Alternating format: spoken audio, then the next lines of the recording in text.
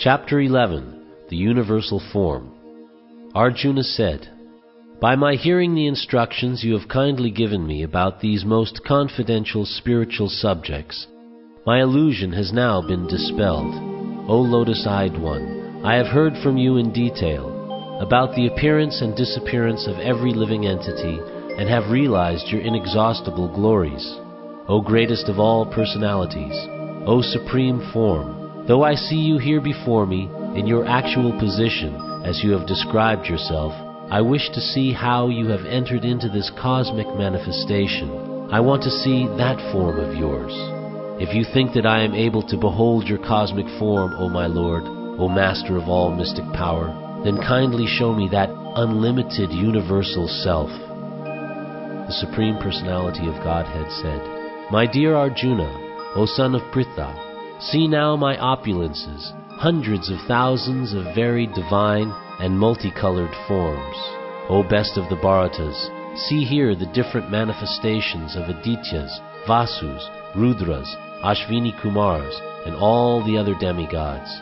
Behold the many wonderful things which no one has ever seen or heard of before.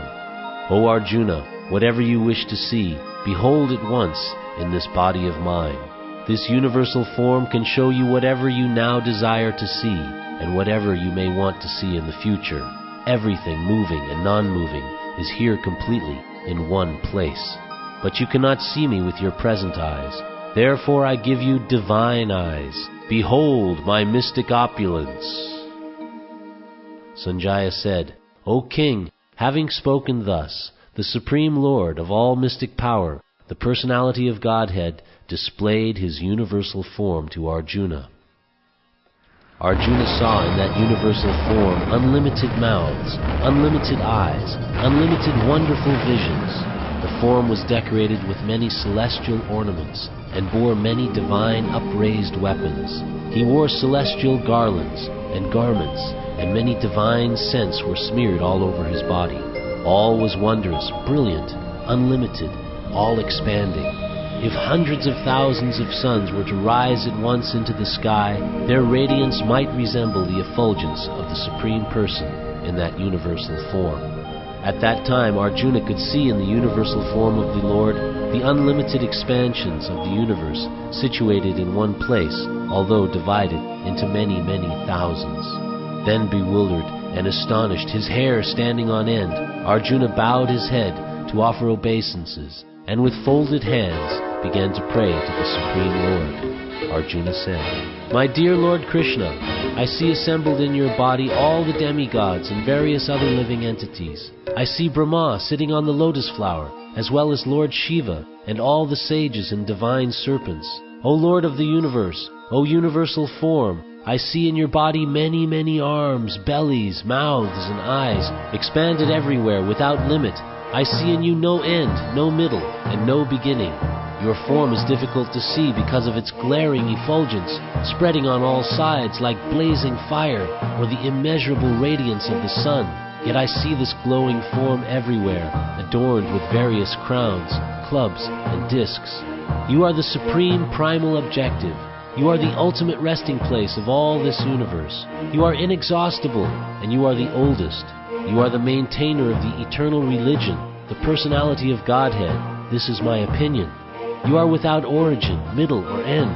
Your glory is unlimited. You have numberless arms, and the sun and moon are your eyes. I see you with blazing fire coming forth from your mouth, burning this entire universe by your own radiance.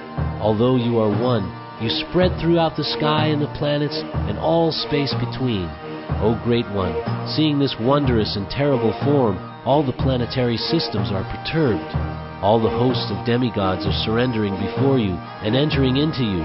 Some of them, very much afraid, are offering prayers with folded hands. Hosts of great sages and perfected beings crying, "All peace," are praying to you by singing the Vedic hymns. All the various manifestations of Lord Shiva, the Adityas, the Vasus, the Sadyas, the Vishvadevas, the two Ashvis, the Maruts, the forefathers, the Gandharvas, the Yakshas, the Asuras, and the perfected demigods are beholding you in wonder. O mighty armed one, All the planets with their demigods are disturbed at seeing your great form with its many faces, eyes, arms, thighs, legs, and bellies, and your many terrible teeth. As they are disturbed, so am I. O all-pervading Vishnu, seeing you with your many radiant colors touching the sky, your gaping mouths, and your great glowing eyes, my mind is perturbed by fear. I can no longer maintain my steadiness or equilibrium of mind. O Lord of Lords, O refuge of the worlds, please be gracious to me. I cannot keep my balance seeing your blazing death-like faces and awful teeth. In all directions I am bewildered. All the sons of Dhritarashtra, along with their allied kings, and Bhishma, Drona, Karna, and our chief soldiers also, are all rushing into your fearful mouths, and some I see trapped with heads smashed between your teeth. As the many waves of the river flow into the ocean, so do all these great warriors enter, blazing into your mouths. I see all people rushing full speed into your mouths, as moths dash to destruction in a blazing fire. O Vishnu, I see you devouring all people from all sides with your flaming mouths, covering all the universe with your effulgence. You are manifest with terrible scorching rays. O Lord of Lords, so fierce of form, please tell me who you are. I offer my obeisances unto you. Please be gracious to me. You are the primal Lord. I want to know about you, for I do not know what your mission is.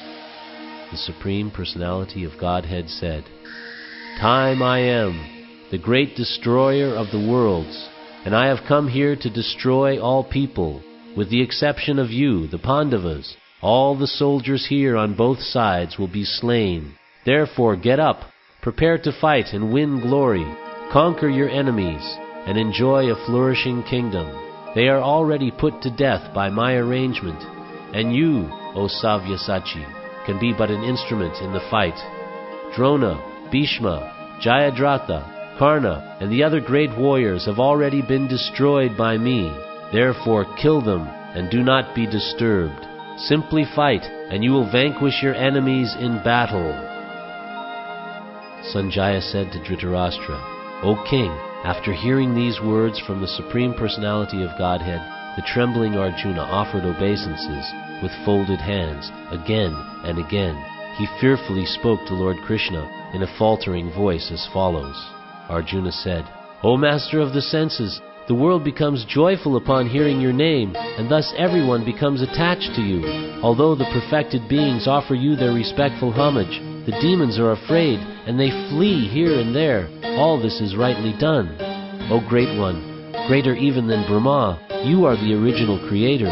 Why then should they not offer their respectful obeisances unto you? O Limitless One, God of gods, refuge of the universe, you are the invincible source, the cause of all causes, transcendental to this material manifestation. You are the original personality of Godhead, the oldest, the ultimate sanctuary of this manifested cosmic world. You are the knower of everything, and you are all that is knowable. You are the supreme refuge, above the material modes. O limitless form, this whole cosmic manifestation is pervaded by you. You are the air, and you are the supreme controller. You are fire, you are water, and you are the moon. You are Brahma, the first living creature, and you are the great-grandfather. I therefore offer my respectful obeisances unto you 1,000 times, and again, and yet again. Obeisances to you from the front, from behind, and from all sides. O unbounded power, you are the master of limitless might. You are all-pervading, and thus you are everything. Thinking of you as my friend, I have rashly addressed you, O Krishna, O Yadava, O my friend, not knowing your glories. Please forgive whatever I may have done in madness or in love. I have dishonored you many times, jesting as we relaxed, lay on the same bed, or sat or ate together, sometimes alone, and sometimes in front of many friends. O Infallible One, please excuse me for all those offenses. You are the Father of this complete cosmic manifestation, of the moving and the non-moving. You are its worshipable chief, the supreme spiritual master. No one is equal to you, nor can anyone be one with you. How then could there be anyone greater than you within the three worlds, O Lord of immeasurable power? You are the Supreme Lord, to be worshipped by every living being. Thus I fall down to offer you my respectful obeisances and ask your mercy. As a father tolerates the impudence of his son, or a friend tolerates the impertinence of a friend, or a wife tolerates the familiarity of her partner, please tolerate the wrongs I may have done you. After seeing this universal form, which I have never seen before, I am gladdened, but at the same time my mind is disturbed with fear. Therefore please bestow your grace upon me, and reveal again your form as the personality of Godhead, O Lord of Lords, O abode of the universe, O universal form, O thousand-armed.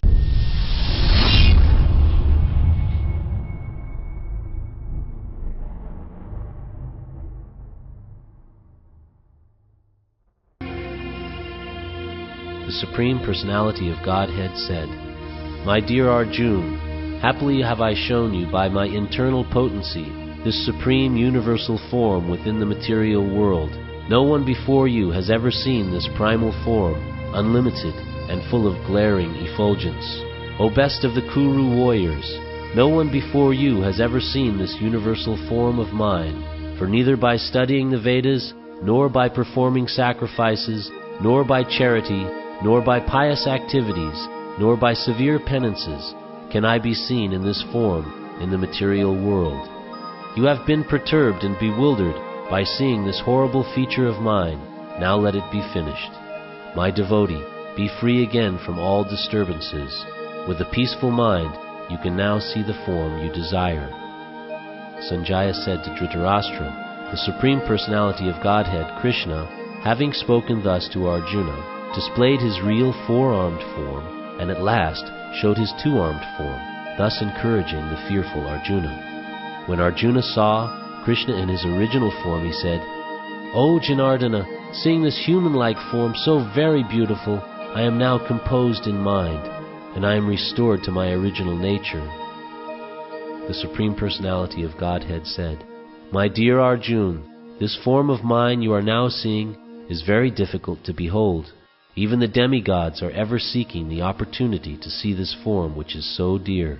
The form you are seeing with your transcendental eyes cannot be understood simply by studying the Vedas, nor by undergoing serious penances, nor by charity, nor by worship. It is not by these means that one can see me as I am. My dear Arjuna, only by undivided devotional service can I be understood as I am, standing before you, and can thus be seen directly. Only in this way can you enter into the mysteries of my understanding.